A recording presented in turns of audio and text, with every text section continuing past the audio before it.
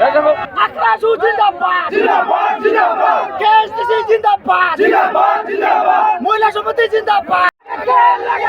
মমতা পুরো মাগলা একে কেলো জিন্দাবাদ জিন্দাবাদ জিন্দাবাদ নো এসটি নো রে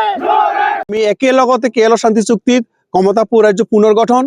আৰু কোচ ৰাজবংশী জনজাতিকৰণ আৰু কোচ কমতাপুৰী যিটো মাতৃভাষা আছে এইটো ভাৰতৰ অষ্টম সূচীত অন্তৰ্ভুক্তিকৰণ কৰাৰ কাৰণে যি মানে প্ৰক্ৰিয়াটো একেটা প্ৰক্ৰিয়াৰ মাধ্যমতে হ'ব কেএল শান্তি চুক্তি হলে গোটেইখিনি বস্তু আহিব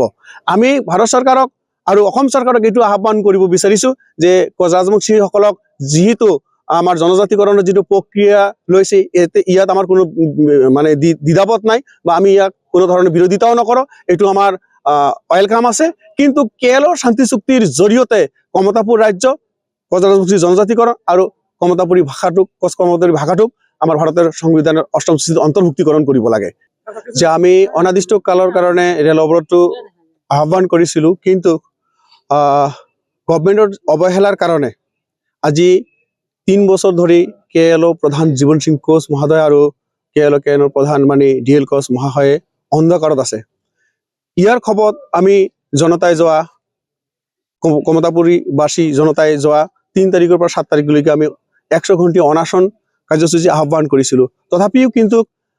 100 ঘণ্টা পাৰ হোৱাৰ পিছতো গভৰ্ণমেণ্টৰ কোনো ধৰণৰ আমি সঁহাৰি পোৱা নাই কিন্তু যেতিয়া নাকি আমি ৰেলপথটো অৱৰোধ কৰিলো অৱৰোধৰ যেটো আমাৰ পৰিকাঠামো গোটেইখিনি আমি প্ৰস্তুত কৰিছো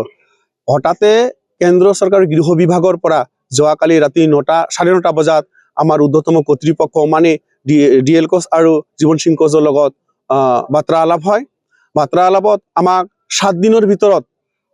শান্তি চুক্তিৰ যেটো প্ৰক্ৰিয়া এটো আৰম্ভ কৰিব বুলি কৈছে আমাৰ ইয়াৰ পৰা যিখিনি প্ৰতিনিধিৰ প্ৰয়োজন আছে এই প্ৰতিনিধি তালিকা প্ৰস্তুত কৰাৰ এটা নিৰ্দেশনা দিছে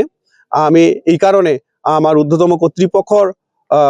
কথামতে আমি ৰেল অৱৰোধটো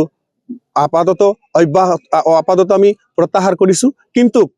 যদি 7 দিনৰ ভিতৰত আমাৰ কেএলৰ শান্তি চুক্তিৰ ওপৰত যি প্ৰক্ৰিয়াটো আৰম্ভ কৰিব লাগে এই প্ৰক্ৰিয়াটো যদি আৰম্ভ নকৰে তেনেহলে আজি যিটো আমাৰ প্ৰক্ৰিয়া ৰেল অৱৰোধৰ কাৰ্যসূচী আছিল এই সেম কাৰ্যসূচী আমি 7 দিনৰ পিছত কৰাৰ কাৰণেও আমি চিন্তা ভাৱনা কৰিম